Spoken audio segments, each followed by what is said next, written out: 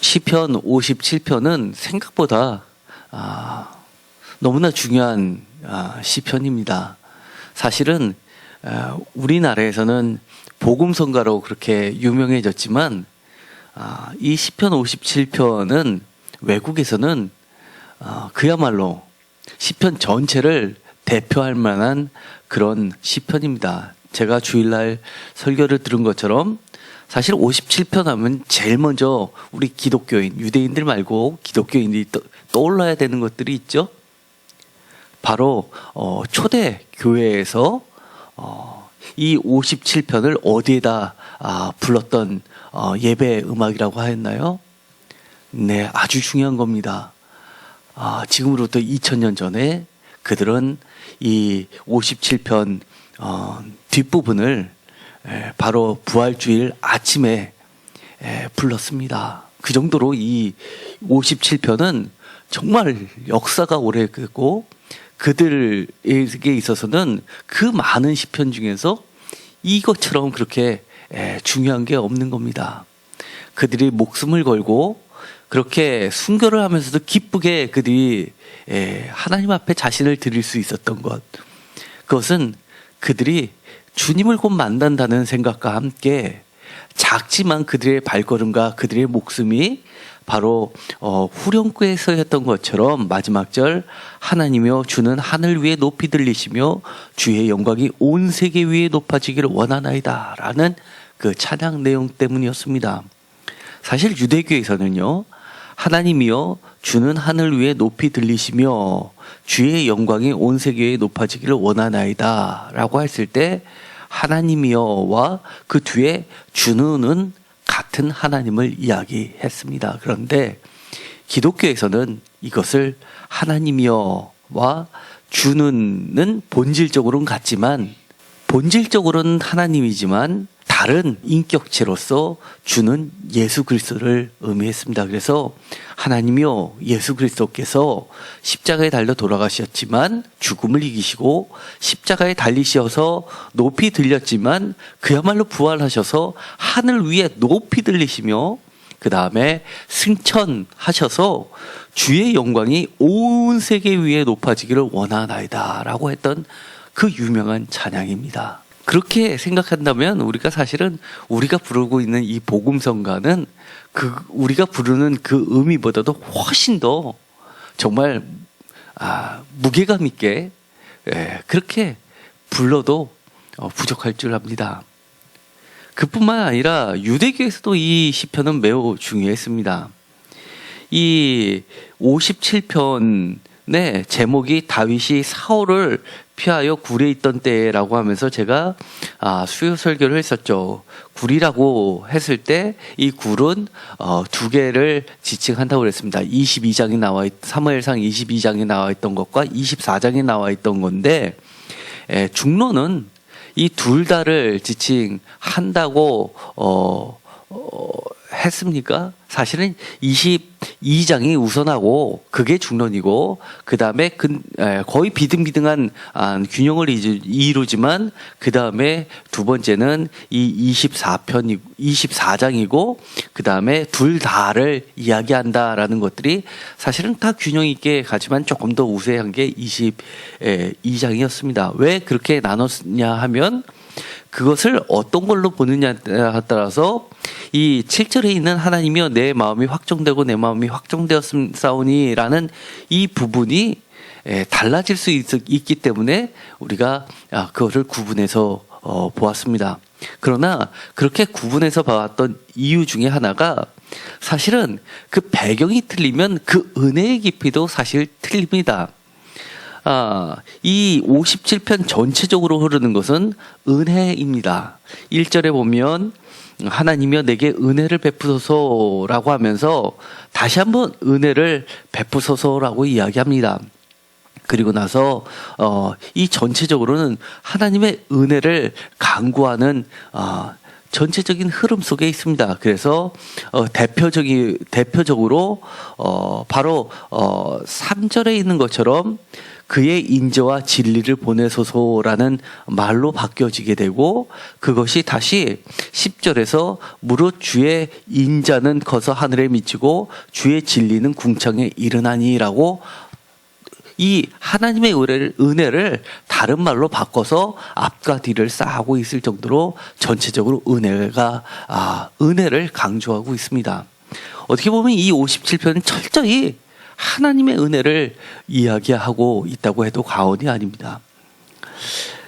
사실 제가 결론부터 이야기하면은요, 이 현대 학자들은 중론적으로 이 57편이 사무엘상 22장이 가장 우선시되느냐라고 했을 때 그렇지 않습니다. 왜냐하면 오늘도 부른 찬양이 있었죠. 주의 날개 그늘 아래 라는 찬양을 불렀습니다. 그런데 이 주의 날개 그늘 아래라는 이것은 주의 성소를 이야기합니다. 그래서 현대학자들의 중론은 50% 이상이 다윗이 피해 다니면서 불렀다는 것보다도 말할 수 없는 어려운 환경 속에 처해 있던 이 시인이 그 어려움 중에서도 주님의 성토를 찾아가서 주님과 씨름해서 그 어려움을 믿음으로 이겨내고, 그래서 내가 아침에 새벽을 깨우리라 라는 그런 찬양으로 보겠습니다. 이것이 전체적으로 보면 이것이 50%를 넘습니다. 그러니까 아까 서두에 이야기했던 표저에 있는 것처럼 다윗이 사울을 피하여 굴에 있던 때를 다 합쳐도 사실 지금 제가 말씀드렸던 주의 성소라는 그 배경보다는 작을 수밖에 없습니다. 어쨌든 간에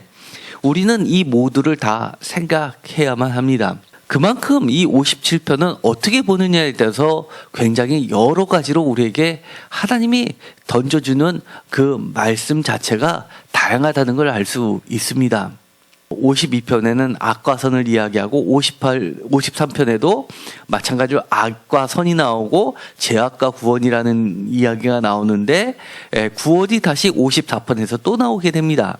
그리고 생명이란 말이 나오는데 55편에서는 반대되는 사망과 그리고 다시 생명이 나오고, 비둘기라는 이야기가 나오는데 56편에는 그걸 또 받아서 비둘기 이야기가 요나라는 이야기를 제가 드린 적이 있습니다. 그리고 다시 생명을 다시 받고 또 사망도 받습니다. 그리고 또 은혜와 찬송이라는 이야기도 받습니다. 57편에는 이 비둘기 새가 나왔으니까 당연히 또 날개가 나옵니다. 그리고 은혜를 또 받습니다. 그리고 찬양도 나옵니다.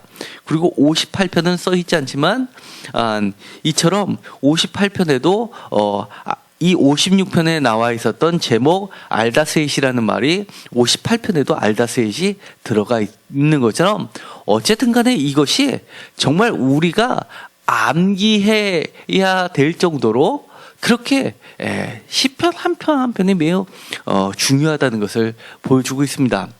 우리가 은혜라는 이 말, 사실은 이 은혜라는 말은 우리가 아주 잘 알고 있는 말이 있습니다. 예를 들어서 구약에서 한나라고 들어보셨을 겁니다. 모르시는 분이 없죠. 사무엘 선지자의 어머니. 사실 이 한나와 이 은혜라는 말은 헨나라고 해가지고 어근이 똑같습니다. 그래서 사무엘은 은혜로 태어난 사람입니다.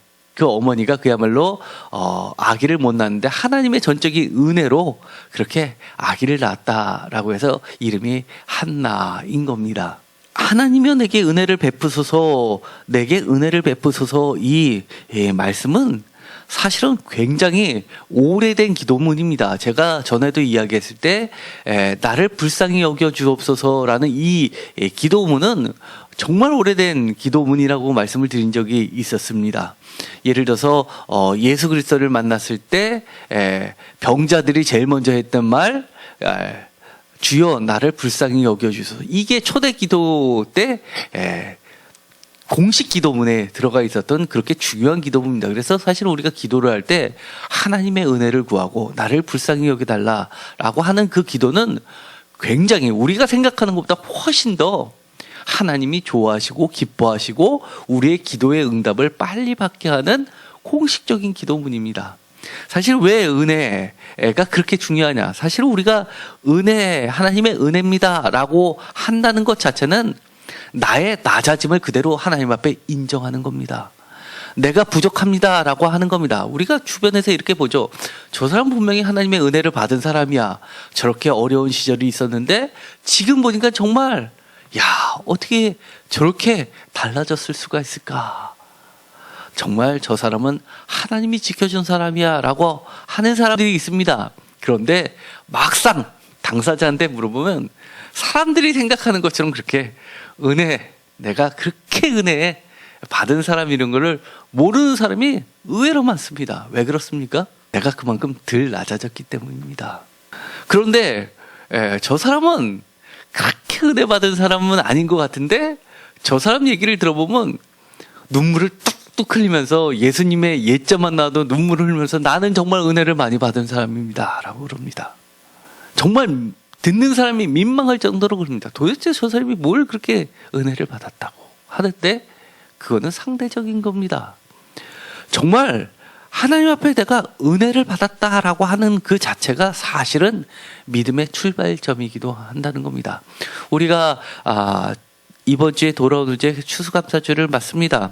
주일날에도 말씀을 드렸지만 우리가 사실은 우리의 은혜를 계수할 필요가 있습니다. 우리가 은혜를 모르면 하나님이 어떤 은혜를 다 부어주더라도 위기를 모면할 수는 있지만 정말 그 믿음의 깊이까지는 가지 못한다는 걸 기억할 필요가 있습니다. 그런데 이 57편의 시인은 이렇게 이야기하는 겁니다.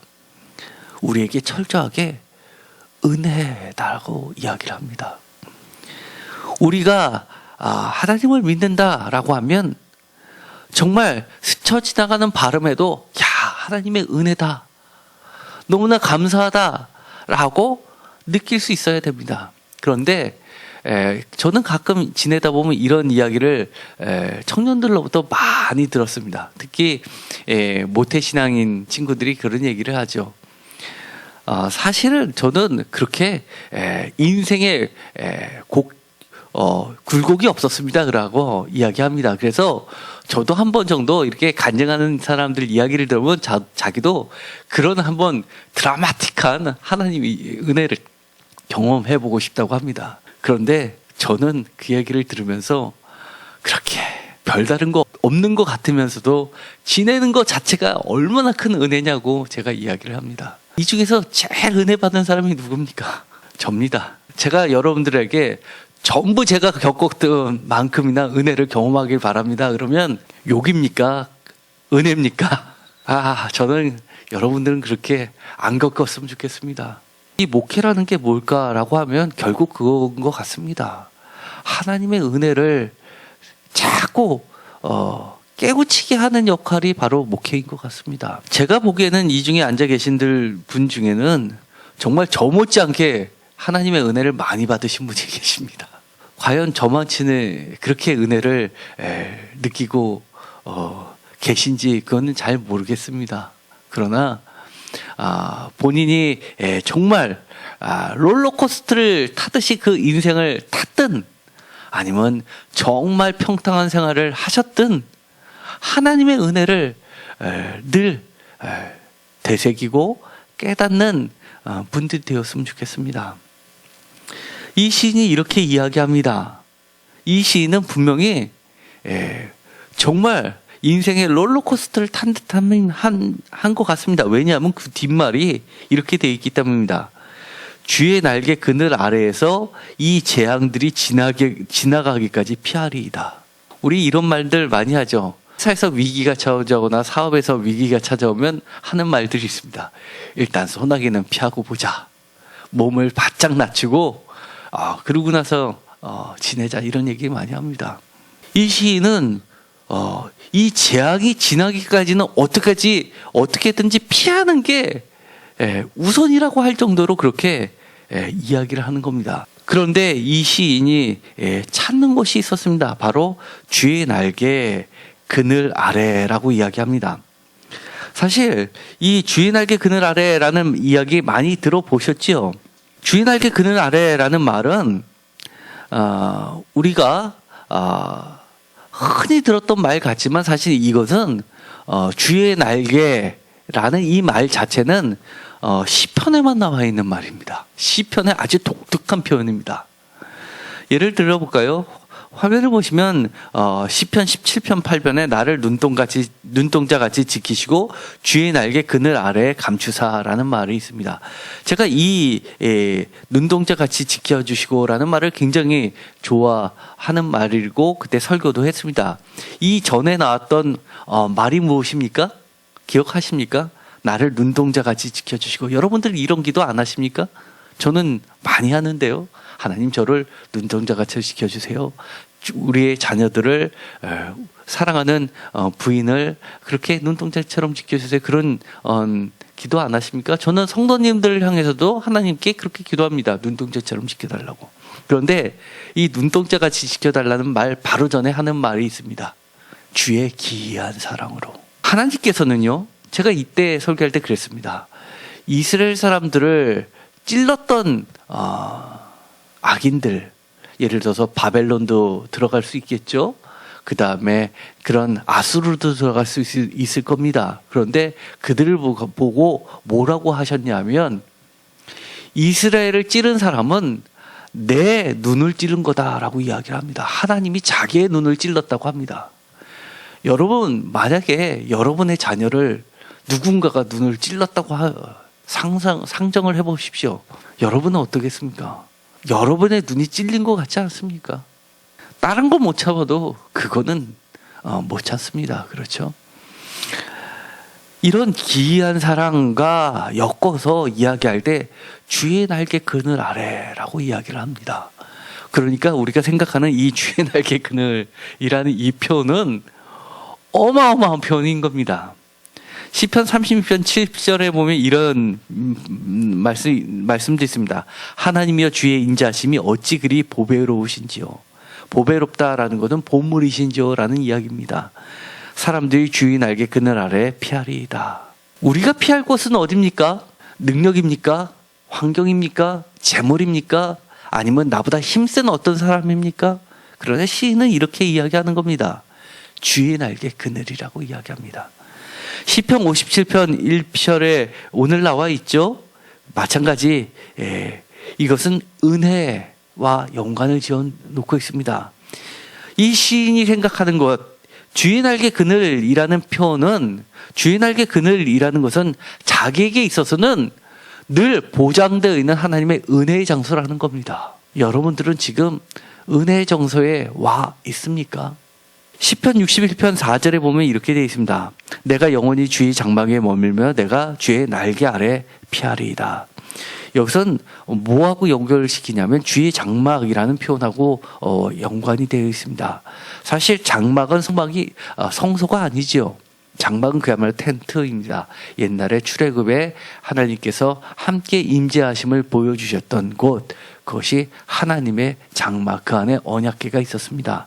언약궤 위에 뭐가 있었죠? 바로 그룹들이 있었습니다. 그룹의 모양을 성경에서는 이렇게 이야기합니다. 천사처럼 날개 달린 독특한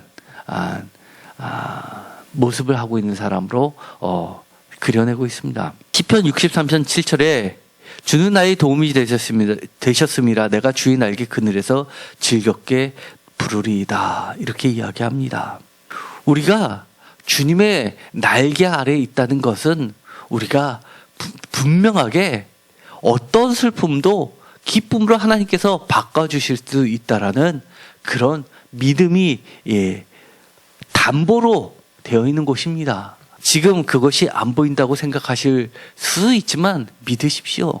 분명히 그렇게 됩니다. 주의 날개는 다른 곳에서는 시편에는 주님의 날개라고 되어 있지만 다른 곳에서는 여호와의 날개라는 표현으로 대신하고 있습니다. 그래서 많은 사람이 이 주의 날개가 시편에만 있다 그러면 그렇지 않은데 라고 생각하는 게 이런 다른 표현들이 있기 때문입니다. 예를 들어서 열왕기상의 8장 6절에 보면 열왕기상 8장은 유명한 장이죠. 8장 하면 뭐가 있습니까?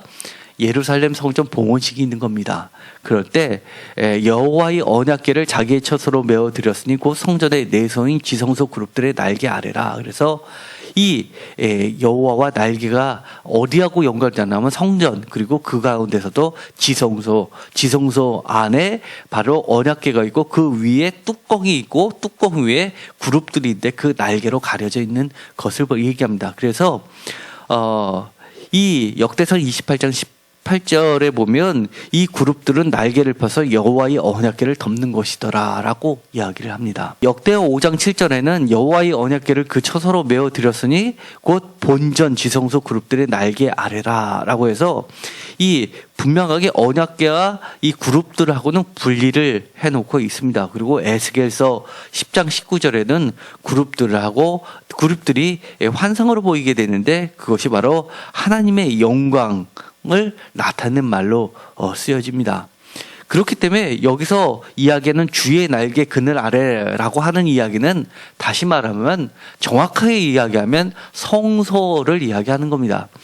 우리가 지난 주에 살펴본 것처럼 다윗이 사실은 57편을 직접 지었다고 하기에는 무리인 것이 도망 다니면서 도피처에 있었지 성소에 있지는 않았기 때문에 사실은 이것을 학자들은 이것이 성소에서 벌어진 일이라고 보고 이것에 대해 시인의 마음을 좀 더 깊이 이해하려면 제목처럼 이렇게 다윗이 어떤 과정을 통해서 겪고 왔는지를 투영하면서 그 가운데서 하나님의 말씀을 읽어냈던 겁니다. 사실은 성경에는 이런 말도 있습니다. 예를 들어서 하나님을 독수리 날개로 표현하는 경우가 있습니다. 이것은 아마 가장 오래된 표현이라고 할 수 있죠. 출애굽기 19장 4절은 굉장히 유명한 말씀입니다. 내가 애굽 사람에게 어떻게 행하였은가, 내가 어떻게 독수리 날개로 너희를 업어 내게로 인도하였음을 너희가 보았느냐라고 하면서 신명기 32장 11절에는 마치 독수리가 날개를 펴서 새끼를 그의 날개 위에 엎는 것 같이 그들을 업어가지고 이 광야를 지나왔다라고 이야기를 해주시고 있습니다. 그렇기 때문에 사실은 주의 날개라는 것은 오래된 전통으로 이렇게 출애굽기를 기점으로 하고 있지만 주의 날개라는 이 표현이 공식적인 예배 언어로 들어간 것은 바로 시편의 위대한 영성이라고 할 수 있습니다.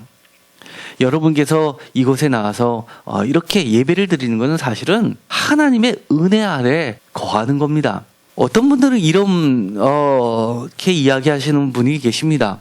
왜 자꾸 설교를 할 때 이렇게 조각조각 내서 이럴 때는 이렇게 이야기하고 저럴 땐 저렇게 하고 그렇게 복잡하게 이야기하냐. 우리는 다 들으면 하나님의 은혜 그러면 되고 다윗이 지었다고 그러면 되지 이걸 왜 또 성소라고 또 분리하느냐 이렇게 이야기하시는 분들이 많이 있습니다. 그리고 그것에 대해서 거북해 하시는 분이 계시는데요.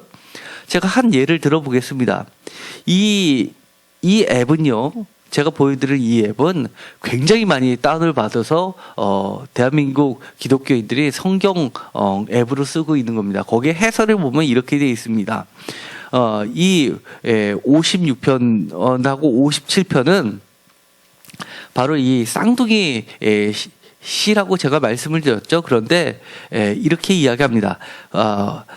다윗이 가드왕 앞에서 미친 척하며 위기를 모면했던 사건으로 배경하는 56편을 설명하면서 본 시편을 통해서 그는 겹겹이 닥치는 위기 상황 속에서도 끝까지 하나님의 구원과 도우심을 의지하는 굳건한 신앙을 보여주고 있다라고 해설을 하고 있습니다. 저희가 56편을 볼 때 그렇지 않았었죠. 미친 척하면서 겨우 목숨을 구걸하면서 살아왔습니다. 그때 제가 설교를 하면서 어떻게 했습니까? 다윗이 정말 믿음을 다 잃어버렸는데도 불구하고 하나님이 자신의 신실하신 사랑을 지키시기 위해서 강압적으로 그를 구출해낸 사건이라고 이야기를 하는 겁니다. 말씀을 드렸습니다. 그렇기 때문에 그 은혜를 경험하고 나서 바로 57편에 다시 한번 56편에도 1절에 보면 하나님이 내게 은혜를 베푸소서라고 하면서 57편에도 반복을 합니다. 그러면서 한 번 더 이야기하면서 하나님의 은혜를 깊이 이야기할 수 있는 겁니다. 우리가 이 해설처럼 이야기하면 마치 이럴 수가 있습니다.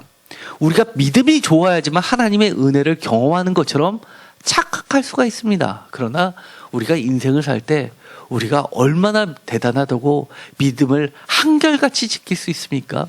그러나 그렇지 않습니다.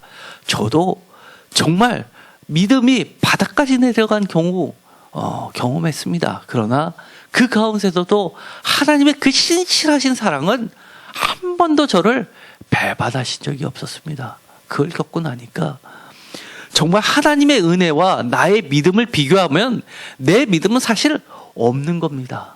하나님의 그 크신 은혜, 그 크신 사랑하고 비교를 하려면 비교할 수 없는 겁니다. 바로 57편은 그런 겁니다. 57편은 철저하게 하나님의 은혜를 철저하게 나의 믿음이 없다 하더라도 나를 향하신 그 신실하신 하나님의 사랑을 깨달은 사람이 부를 수 있는 찬양이라는 겁니다. 혹시 오늘 오신 분 중에서 내가 겪고 있는 이 상황이 내 기도 제목이 아무리 기도해도 이 내가 겪고 있는 이 상황이 언제 끝날지 모를 것 같으신 분 계십니까? 내가 저 사람을 위해서 기도하는데 저 사람이 도저히 바뀔 것 같지 않은 상황이 있습니까? 내가 아무리 기도해도 내 사업이 지금보다 별반 좋아질 것 같지 않은 사람이 있습니까? 그렇다면 오늘의 57편을 반드시 기억하십시오. 하나님의 은혜는 하나님의 오직 신실하신 그 사랑에 비례할 뿐입니다. 하나님의 은혜가 먼저이고 내가 그것을 조금씩 더 깊이 알아가는 것 뿐입니다. 깨닫게 되는 것 뿐인 겁니다.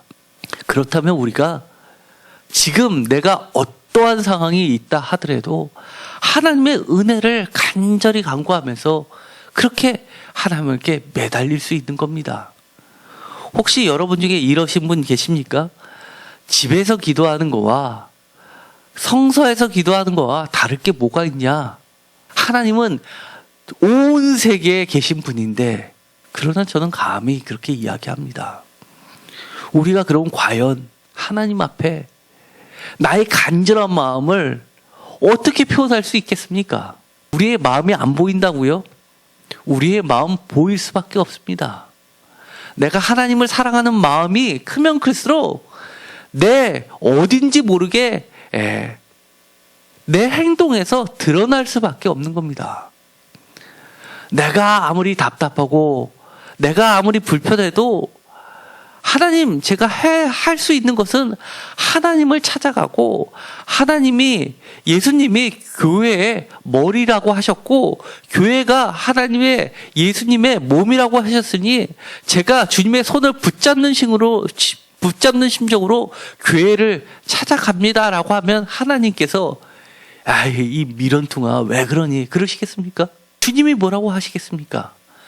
여러분들이 시간을 내서 모든 것 제껴놓고 걸어 나오는 그 걸음을 기도로서 받으시는 겁니다. 힘드시면 여러분이 하실 수 있는 시간에 시간을 정해서 나오셔도 됩니다. 한낮에 나오셔도 됩니다.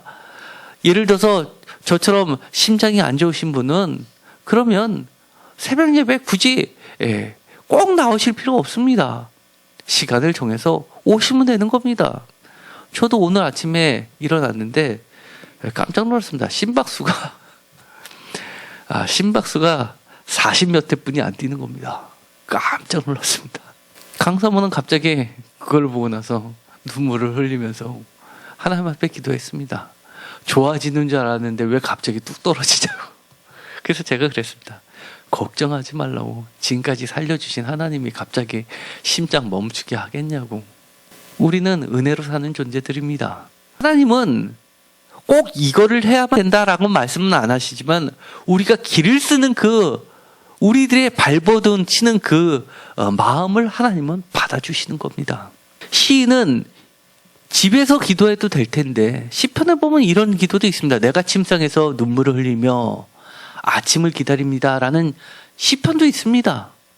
그런 시편도 있음에도 불구하고 이 시편은 굳이 그가 찾아나온 이 성서에는 누가 있습니까? 그가 왜 성소를 주의 그늘 아래, 주의 날개 그늘 아래 피한다고 했습니까? 거기에서는 자기를 괴롭히는 사람이 없기 때문에 찾아 나오는 줄 아십니까? 오늘의 57번은 뭐라고 이야기하냐면 자세히 보면 매우 충격적입니다. 바로 4절에 이렇게 되어 있습니다. 내 영혼이 사자들 가운데서 살며 내가 불사르는 자들 중에 누웠으니 곧 사람의 아들들 중에라. 그들의 이는 창과 화살이요 그들의 혀는 날카로운 칼 같도다. 그가 한밤중에 성전을 찾아 나왔는데 그 성전에는 누가 있다는 겁니까? 창과 화살이 돼서 자기를 찌르고 쏘고 칼이 돼서 자기를 베버리는 그런 사람들이 많이 널려 있는 곳이라는 겁니다. 그럼에도 불구하고 이 시인은 그 성전으로 찾아온 겁니다. 만약에 그렇게 거꾸로 한번 생각해 보실까요? 이 성전에 여러분들이 정말 보기만 해도 소스라치게 진절이 나는 사람이 여기에 득실득실 한다고 칩시다. 그럼에도 불구하고 오직 주님의 날개 그늘이라고 믿고 이곳에 나와서 기도하십니까? 그것도 철야를요? 하나님은 어떻게 그를 받아주시겠습니까? 이런 사람 앞에 하나님은 정말 은혜를 주실 수밖에 없지 않습니까? 결국 하나님은 그에게 찬양하게 만드신다는 겁니다. 우리가 22편이나 24편하고 대비를 해보면 훨씬 이 시편 57편이 그렇게 들릴 때가 많이 있습니다. 왜냐하면 상황이 매우 더 확실히 드러나는 경우들이 있기 때문입니다. 한번 볼까요? 이 화면에 보시면요, 제가 표현을 했습니다. 이 빨간색으로 표현한 것이 사무엘상 24장에 해당하는 내용이고, 그리고 파란색에 해당하는 것이 사무엘상 22장에 해당하는 것을 쳐봤습니다. 그리고 그거와 관계없는 것들을 노란색으로 한번 표현을 해봤습니다. 1절에 보면요, 하나님이여 내게 은혜를 베푸소서, 내게 은혜를 베푸소서. 이거는 분명하게 24장이나 22장하고는 해당할 수도 있지만 해당하지 않을 수도 있습니다. 내 영혼이 주께 피하되라는 이 이야기는 사실 22장하고는 관계없는 이야기입니다. 오히려 24장하고 관련이 있습니다. 그런데 확실한 거는 주의 날개 그늘 아래서 이 재앙들이 지나기까지 피하리라라는 것은 24장이나 22장하고는 전혀 관련이 없습니다. 2절에 있는 것처럼 내가 지존하신 하나님께 부르짖음이요 라고 했을 때 우리가 잘 알고 있던 것처럼 이 가대에서 몸부림칠 때 다윗이 하나님께 부르짖었습니까? 아닙니다. 완전히 인간적인 방법을 썼습니다. 그리고 나를 위하여 모든 것을 이루시는 하나님, 이거는 24장하고 오히려 가깝다고 할 수가 있습니다. 왜냐하면 자기가 죽일 수 있었는데도 불구하고 죽이지 않았을 때, 하나님의 뜻을 따랐을 때 사울이 너가 의롭다라고 인정하는 모습을 보고서 야, 하나님은 정말 안 될 것 같은 저 사울도 바뀌게 만드시는구나 라는 생각을 갖게 했을 겁니다. 3절에 보면 나를 삼키려는 자의 비방에서 나를 구원하실지라 라는 이 말은 사실 24장하고는 관계없습니다. 왜냐하면 사울이 그를 죽이려고 쫓아왔던 것이지, 예를 들어서 22장처럼 예를 들어서 사울은 천천히요 다 했으면 만만이다 라는 그런 말을 하면서 그를 위험에 빠뜨리진 않았기 때문입니다. 4절에 보면 내 영혼이 사자들 가운데서 살며 내가 불사르는 자에게 누웠으니 곧 사람의 아들 중이라. 이거는 사실은 아무데도 관련이 없지요. 그 다음에 5절에 보면 영광이 온 세계 위에 높아지기를 원하나이다. 이 표현은 24장하고는 관계가 없습니다. 왜냐하면 온 세계라는 것은 이스라엘 사람들만을 이야기하는 것이 아니라 그야말로 만백성을 이야기합니다. 그렇기 때문에 이거는 블레셋하고도 관련이 된 22장이 오히려 적합해 보입니다.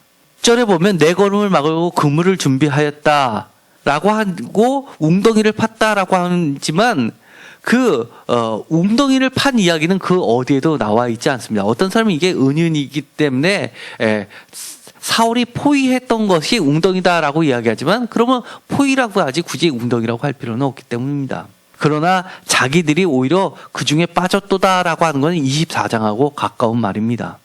7절에 보면 내가 노래하고 내가 찬송하리더라, 이 말은 24장하고 관련이 되고, 8절에 보면 내가 새벽을 깨우리더라, 이 이야기는 사실은 아무 것과 관련이 적습니다. 오히려 성전에 관련된 이야기라고 볼 수가 있습니다. 그리고 중요한 것, 주의 인자는 커서 하늘에 미치고 주의 진리는 궁창에 이르나니 라는 이 이야기는 사실은 이거는 보다 엄격히 이야기하면 성전하고 관련된 이야기입니다. 왜냐하면 인자와 진리는 은혜라는 말하고 나아가서 신약에서 인자는 은혜로, 진리는 진실로 바뀐 단어이기 때문입니다. 어쨌든 간에 9절에 있는 만민이나 11절의 온 세계는 이것은 사무엘상 22장하고 보다 밀접한 이야기고, 특히 이것은 더 나아가서 성전이 온 세계의 중심이라고 하는 이 내용으로 봐서 이거는 오히려 성전에 관련된 밀접한 이야기로 보는 것이 더 적합해 보입니다. 이렇게 보았을 때 우리가 이 57편을 읽을 때는 우리는 오히려 다윗의 상황이라기보다도 우리들의 상황이라는 겁니다. 성전을 중심으로 우리가 하나님께 은혜를 간구하는 그런 사람, 그리고 우리가 도저히 불가능할 것 같은데도 불구하고 나는 어려움 가운데서도 새벽을 깨우는 심정으로 그렇게 하나님께 매달리면서 이 어려움을 극복해가는 그런 상황이라는 겁니다. 특별히 이 새벽을 깨운다라는 말은 개혁과 또는 새로운 세대를 이야기합니다. 지금까지 왔던 길과는 전혀 다른 새로운 시간이 펼쳐지는 것을 이야기합니다. 우리가 여러 가지 기도 제목들이 있을 줄 압니다. 그런데 정말 어떻게 보면 과거에서 흘러나오는 시간에 연속선상에 나의 미래가 놓여 있다고 한번 생각해 보십시오. 그렇다 그러면 이 시인이 이야기하는 것처럼 내가 새벽을 깨우리로다 라는 노래까지 이르지 못할 겁니다. 정말 내가 지금까지 겪어왔던 이 모든 것과 완전히 다른 180도 다른 새로운 세계, 하나님이 펼쳐주신 세계, 내가 하나님께 정말 말도 안 되는 것도 믿음으로 간구했지만 내가 드렸던 그 말대로 하나님께서 펼쳐주는 그런 세계가 내 인생 앞에 놓여 있다고 생각한다면 바로 내가 새벽을 깨우리더라 라는 이 말씀이 더 가깝게 들릴 줄 압니다. 오늘 이 말씀을 마치면서 함께 불렀던 찬양을 다시 한번 깊이 생각해 보았으면 좋겠습니다. 내가 성전에 오면서 주의 날개 그늘 아래 이 재앙을 피하기까지 왔다면 내가 이 성전에서 밤을 지새우고 아침을 맞이하고 다시 성전 밖을 나갈 때는 어떤 아침을 기대하면 좋을까요? 이 57편은 철야시라고 이야기합니다. 철야, 우리가 시간적으로 밤을 지새우고 아침을 맞이하는 그런 철야도 해당할 수 있겠지만 우리 인생에서 밤도 의미합니다. 비록 24시간 시간표로 이야기하면 낮일지도 모르지만 나에게 있어서는 껌껌한 밤일 수도 있습니다. 그럴 때 한번 새로운 새벽을 여러분이 한번 기대하시면서 하나님께 간구하십시오. 새로운 새벽을 깨우게 해달라고 그렇게 간구하십시오.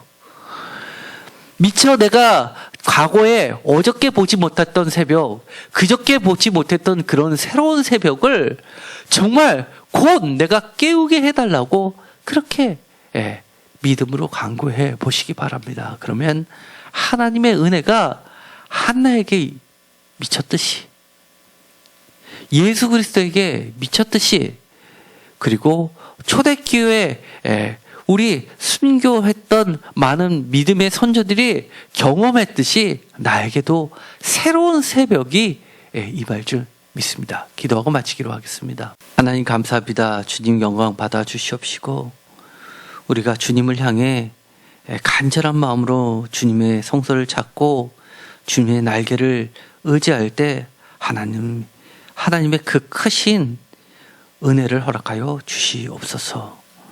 우리의 기도가 사람들 생각에는 과연 그게 되겠어라고 하는 그런 일이라 하더라도 하나님께서 내가 지금까지 겪어보지 못한 그런 새로운 새벽을 만들어 주시옵소서. 우리가 주의 날개 그늘 아래 피하는 것이 하나님의 은혜라는 것을 다시 한번 깨닫습니다. 하나님, 우리가 도저히 바뀔 것 같지 않았던 그런 밤을 두고 우리가 하나님께 정말 믿음이란 이름으로 간구합니다. 저희들에게 이 성전을 나갈 때 새로운 새벽을 깨울 수 있게 하여 주옵소서. 도저히 이 밤이 멈출 것 같지 않았는데 하나님의 은혜로 정말 우리 인생에 새벽이 오게 하여 주옵소서. 도저히 불가능할 것 같았던 그 일들이 기도를 통해서 바뀌는 것들을 경험하게 하여 주옵소서. 예수 그리스도의 이름으로 기도드렸습니다. 아멘.